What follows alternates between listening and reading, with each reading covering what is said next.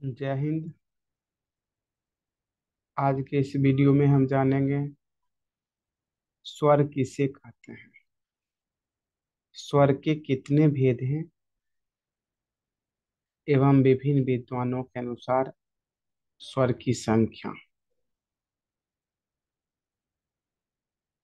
चलिए आरंभ करते हैं।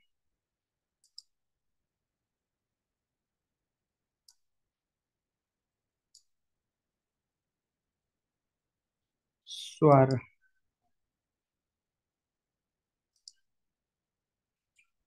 स्वर किसे कहते हैं, ठीक है। श्रुतियों के उतार चढ़ाव में वह जिस तारता पर ठहरता है उसे स्वर कहा जाता है। श्रुतियों के उतार चढ़ाव में वह जिस तारता पर ठहरता है उसे स्वर कहा जाता है। मतंग के अनुसार मतंग के अनुसार स्वर शब्द की उत्पत्ति सौ और रौ, क्या? सौ और रौ के मिलने से हुआ है, अर्थात स्व जोड़ र इज इक्वल टू स्वर। स्वर शब्द की जो उत्पत्ति हुई है स्व और र के मिलने से हुआ है। श्रुतियों के उतार चढ़ाव में वह जिस तारता पर ठहरता है, मान लीजिए हम श्रुतियों के उतार चढ़ाव में, अर्थात हम कहीं किसी को भी पुकारते हैं तो एक निश्चित स्वर पे जाके ठहरते हैं, ठीक है? निश्चित वही जिस श्रुति जिस तारता पे हम ठहरते हैं उसी को स्वर कहा जाता है। मतंग के अनुसार इसकी जो उत्पत्ति हुई है स्व और र के मिलने से हुआ है। स्व का अर्थ होता है स्वयं तथा र का अर्थ होता है राजते, अर्थात स्वयं राजते इति स्वरः, ठीक है। स्वयं राजते इति स्वरः, अर्थात जो स्वयं प्रकाशमान होता है, स्वयं राज करता है, स्वयं रंजित होता है, उसी को स्वर कहते हैं। मतंग के अनुसार ही है कि स्वर का अर्थ है स्वतः और मनोरंजन प्रदान करने वाला तथा मन को आनंद और सुख देने वाला होता है, ठीक है। स्वर शब्द का अर्थ स्वतः मनोरंजन प्रदान करने वाला तथा मन को आनंद और सुख देने वाला होता है। पंडित सारंगदेव के अनुसार रंजयंती स्वतः स्वांतम श्रोति नाम मिति ते स्वर।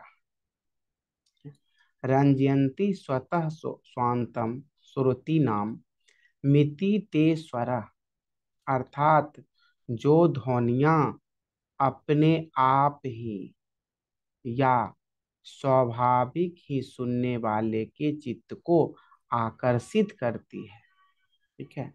जो ध्वनियां अपने आप ही या स्वाभाविक ही सुनने वाले के चित्त को आकर्षित करती है उसे स्वर कहते हैं या वह स्वर कहलाता है। जो ध्वनियां स्वयं या अपने आप या स्वाभाविक ही सुनने वाले के चित्त को आकर्षित करती है उसे स्वर कहते हैं। आप लोग हिंदी व्याकरण में भी पढ़े होंगे कि स्वर, ठीक है, जो जिसका उच्चारण बिना किसी दूसरे वर्णों की सहायता से किया जाता है उसे स्वर कहते हैं। अंग्रेजी में स्वर को वॉवेल कहा जाता है। तो अर्थात जो ध्वनियां अपने आप ही या स्वाभाविक ही सुनने वाले के चित्त को आकर्षित करती है वह स्वर कहलाता है। जैसे सडज ऋषभ इत्यादि, अर्थात सारे गामा पाधनी को स्वर कहते हैं। पंडित सारंगदेव के अनुसार ग्रंथ का नाम है इनके संगीत रत्नाकर।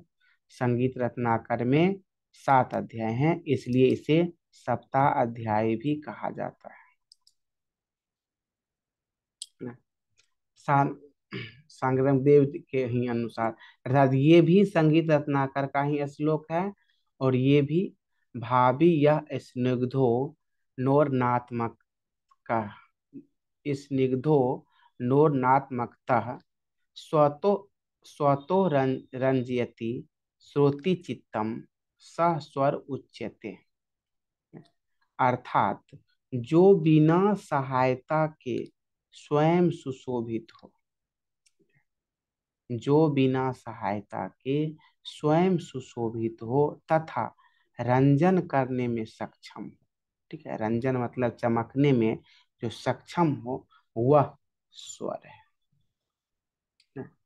जो बिना किसी सहायता से स्वयं सुशोभित हो तथा रंजन करने में सक्षम हो, वह क्या है? स्वर है। तेसाम संज्ञा सारेगामा पधनोत्य पराग परामता, अर्थात उसकी स्वरों की दूसरी संख्या सारे या नाम सारेगामा पधानी है। दूसरे शब्द कह सकते हैं कि सारेगामा पधानी को हम स्वर कहते हैं, ठीक है? सारेगामा पधानी को हम स्वर कहते हैं। स्वर की दूसरी संज्ञा का नाम है सारेगामा पधानी। संगीत दर्पण के अनुसार, संगीत दर्पण के लेखक पंडित दामोदर,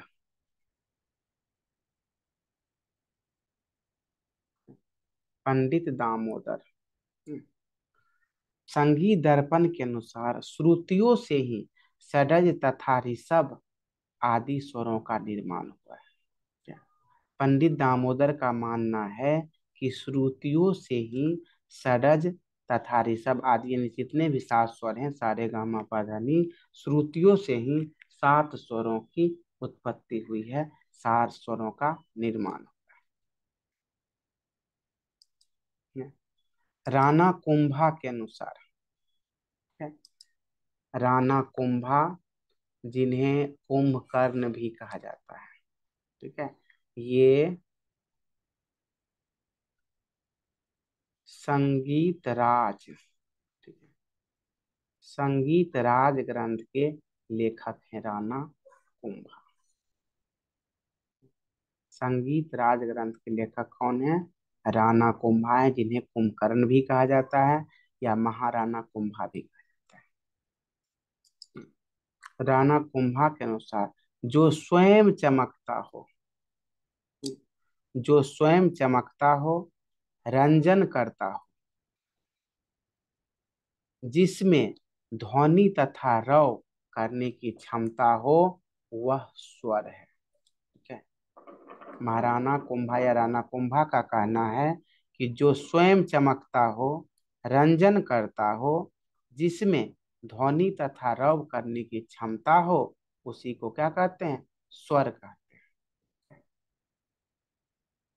अभिनव गुप्त के अनुसार, अभिनव गुप्त हम पीछे पढ़ा चुके हैं, अभिनव गुप्त के ग्रंथ का नाम है अभिनव भारती, अभिनव भारती, ठीक है, जो नाट्य शास्त्र ग्रंथ का टीका है। अभिनव भारती नाट्य शास्त्र ग्रंथ का टीका है। अभिनव भारती के अनुसार जो स्वयं जाति, राग, भाषा, भेद से सुशोभित हो उठे, ठीक है, जो स्वयं जाति, राग, भाषा, भेद से सुशोभित हो उठे, अर्थात चमक उठे, ठीक है।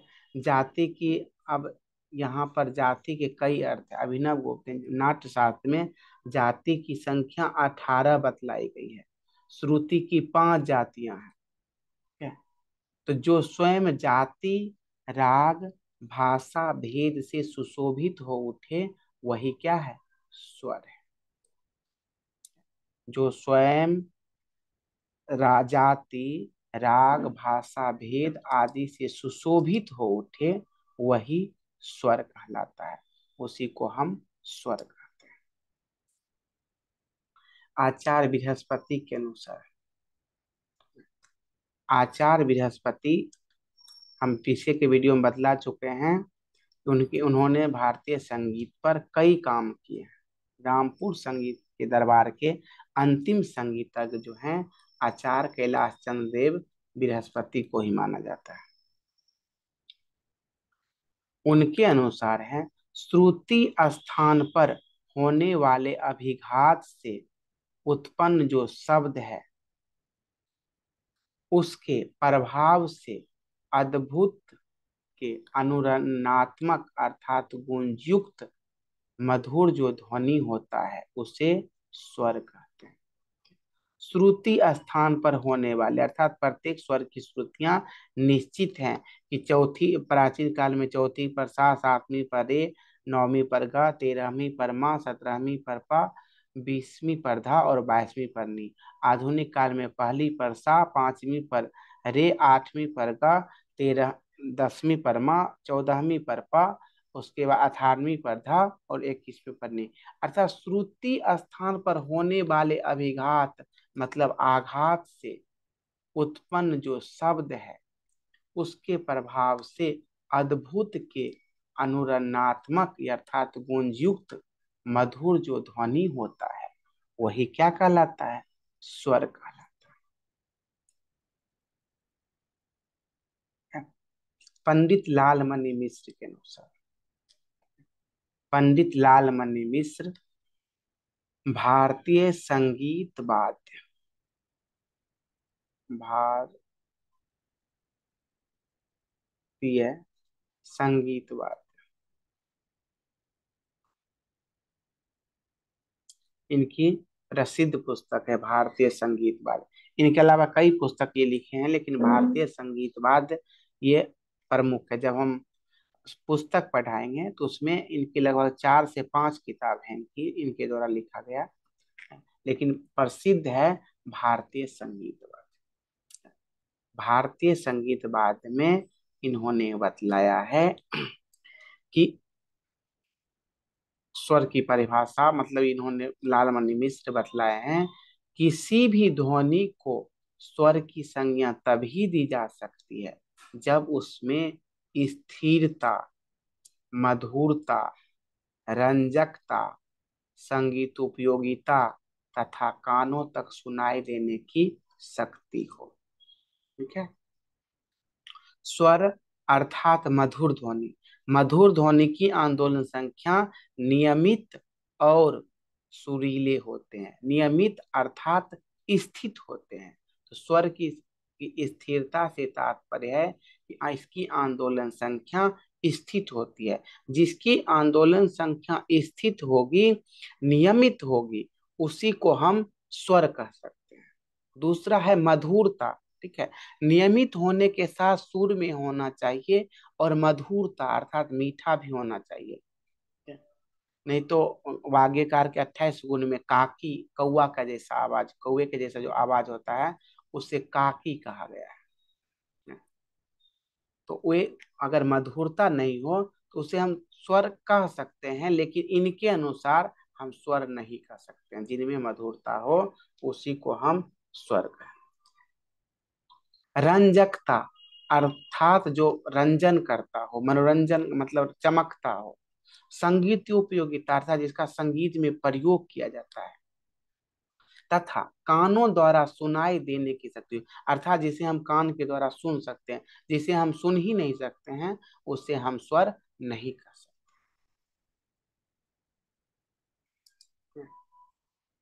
उसके बाद है कि अभिघात के पश्चात जो तुरंत सुनाई दे उसे स्वर कहते हैं। मान लीजिए हम किसी वस्तु पे आघात किए तो आघात के तुरंत बाद, ठीक है, आघात किए और हमें स्वर सुनाई दिया, जो सुनाई दिया उसी को स्वर कहते हैं। यदि आघात के बाद जो सुनाई देती है उसे पुनः कंपन या अनुनाद कहते हैं। आघात के तुरंत बाद जो सुनाई देती है उसी को हम स्वर कहते हैं। आघात के कुछ देर के बाद जो अन्य आघात के अतिरिक्त अर्थात स्वतः कंपित होती है उसी को पुनः कंपन, और उससे जो नाद सुनाई देती है उसे हम अनुनाद कहते हैं।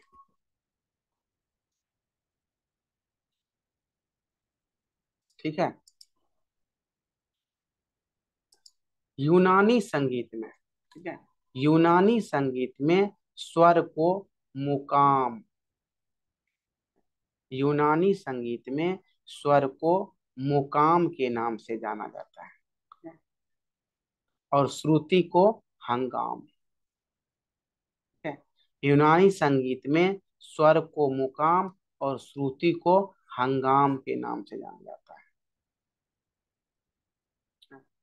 स्वर, यूनानी संगीत में स्वर को मुकाम और श्रुति को हंगाम के नाम से जाना जाता है। और इस संगीत में कुल 12 मुकाम प्रचलित हैं, अर्थात यूनानी संगीत में 12 मुकाम प्रचलित हैं। वही जब यूनानी संगीत अरब फारस के लोग, जब अमीर खुसरो आया, तो वो अमीर खुसरो के प्रचलन में ये हिंदुस्तानी संगीत में भी अभी जो हम 12 स्वर गा रहे हैं, वो अमीर खुसरो के द्वारा ही उस समय मतलब प्रचलन किया गया था, 12 स्वर होने लगा था। इसी संगीत के आधार पर भारतीय संगीत में भी 12 स्वरों का प्रचलन हुआ। यूनानी संगीत के आधार पर ही भारतीय संगीत में 12 स्वरों का प्रचलन हुआ। इस संगीत में श्रुतियों को हंगाम, हम पहले ही बता चुके हैं कि यूनानी संगीत में श्रुतियों को हंगाम कहते हैं। और अपने यहाँ श्रुति की संख्या 22 है, लेकिन यूनानी संगीत में श्रुति की संख्या 24 है। हिंदुस्तानी संगीत में श्रुतियों की संख्या 22 है, लेकिन यूनानी संगीत में श्रुतियों की संख्या 24 है। प्राचीन काल में स्वर के 3 भेद मिलते हैं, ठीक है। अब यहां से स्वर का भेद प्रारंभ हुआ।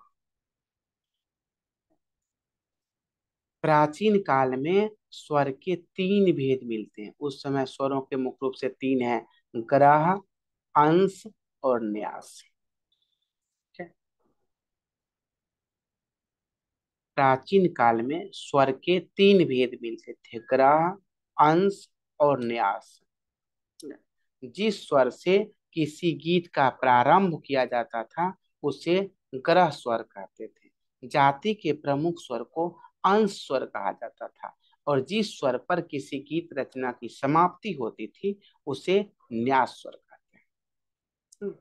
प्राचीन काल में स्वर के ओनली 3 भेद का वर्णन मिलता है, ग्रह, अंश और न्यास, ठीक है। ग्रह, अंश और न्यास। का गायन, जाति गायन जिस स्वर से प्रारंभ किया जाता था उसे ग्रह स्वर कहते हैं। जाति के प्रमुख स्वर को अंश स्वर कहा जाता था और न्यास स्वर जिस स्वर पे किसी गीत या वाद्य रचना की समाप्ति होती थी उसी को न्यास स्वर कहा जाता था। श्रुतियों के आधार पर स्वर के 3 भेद या प्रकार हैं। श्रुतियों के आधार पर, ठीक है। प्राचीन काल में स्वर के 3 भेद थे, ग्रह, अंश और न्यास। श्रुतियों के आधार पर स्वर के 3 भेद हैं, ठीक है। श्रुतियों के आधार पर स्वर के 3 भेद या प्रकार माने गए, चतुश्रुतिक स्वर, त्रिश्रुतिक स्वर और द्विश्रुतिक स्वर। श्रुतियों के आधार पर स्वर के 3 भेद हैं, चतुश्रुतिक स्वर, त्रिश्रुतिक स्वर और द्विश्रुतिक स्वर। चतुश्रुतिक स्वर, त्रिश्रुतिक स्वर और द्विश्रुतिक स्वर। जानते ही हैं, जिन स्वरों की 4-4 श्रुतियां होती है उसे चतुश्रुतिक स्वर कहा जाता है, जिन स्वरों की 3-3 श्रुतियां होती है उसे त्रिश्रुतिक स्वर कहा जाता है और जिन स्वरों की 2-2 श्रुतियां होती है उसे द्विश्रुतिक स्वर कहा जाता है। चतुश्रुतिक स्वर के अंतर्गत सा, म, प। त्रिश्रुति के अंतर्गत रे और ध। स्वरित के अंतर्गत हो गया ग, द्विश्रुति के अंतर्गत ग और नी। चतुश्रुति के अंतर्गत सामा प, त्रिश्रुति के अंतर्गत रेध और द्विश्रुति के अंतर्गत गनी आता है। जिन स्वरों की 4-4 श्रुतियां होती है उसे चतुश्रुतिक स्वर कहा जाता है, जिन स्वरों की 3-3 श्रुतियां होती है उसे त्रिश्रुतिक स्वर कहा जाता है, जिन स्वरों की 2-2 श्रुतियां होती है उसे द्विश्रुतिक स्वर कहा जाता है। सामा प को चतुश्रुतिक स्वर कहते हैं, रेधा को त्रिश्रुतिक स्वर कहते हैं, और गौनी को द्विश्रुतिक स्वर कहते हैं। श्रुतियों के आधार पर स्वर के तीन भेद या प्रकार माने गए, चतुश्रुतिक स्वर, त्रिश्रुतिक स्वर और द्विश्रुतिक स्वर। पाश्चात्य संगीत में स्वर को टोन, ठीक है, पाश्चात्य संगीत में स्वर को टोन कहा जाता है, और इस संगीत में भी स्वर के तीन प्रकार प्रचलित हैं, अर्थात वहां भी टोन के तीन भेद या प्रकार हैं। श्रुति को माइक्रोटोन कहा जाता है, जो कि हम पहले की क्लास में बता चुके हैं, माइक्रोटोन। श्रुति को माइक्रोटोन और स्वर को टोन कहा जाता है। और पाश्चात्य संगीत में भी स्वर के तीन भेद या प्रकार प्रचलित हैं, जिसे मेजर टोन, माइनर टोन और सेमीटोन कहा जाता है। हिंदी में कहे मेजर टोन को तो पूर्ण स्वर, माइनर टोन को लघु स्वर और सेमीटोन को अर्ध स्वर कहते हैं। पूर्ण स्वर, लघु स्वर और अर्ध स्वर, ठीक है। पूर्ण स्वर, लघु स्वर और अर्ध स्वर, ठीक है। पूर्ण स्वर, लघु स्वर और अर्ध स्वर, ठीक है। अंग्रेजी में major tone, minor tone, semitone, major tone, minor tone, semitone. पूर्ण स्वर, लघु स्वर, अर्ध स्वर, पूर्ण स्वर, लघु स्वर, अर्ध स्वर, major tone, minor tone, semitone. पाश्चात्य संगीत में स्वर के तीन भेद हैं, श्रुतियों के आधार पर स्वर के तीन भेद हैं, चतुश्रुतिक स्वर, त्रिश्रुतिक स्वर और द्विश्रुतिक स्वर। पाश्चात्य संगीत में स्वर के तीन भेद हैं, major tone, minor tone, semitone, ठीक है। चलिए, चतुश्रुतिक स्वर बतला ही चुके हैं। जिन स्वरों की चार चार श्रुतियां होती है उसे चतुश्रुतिक स्वर कहा जाता है, ठीक है। जिन स्वरों की चार चार श्रुतियां होती है उसे चतुश्रुतिक स्वर कहा जाता है। पाश्चात्य संगीत में से पूर्ण स्वर या मेजर टोन कहते हैं। चतुश्रुतिक स्वर को पाश्चात्य संगीत में पूर्ण स्वर या मेजर टोन कहते हैं। पाश्चात्य संगीत में चतुश्रुतिक स्वर को पूर्ण स्वर या मेजर टोन कहते हैं। वैदिक काल में इसे स्वरित के नाम से जाना जाता था।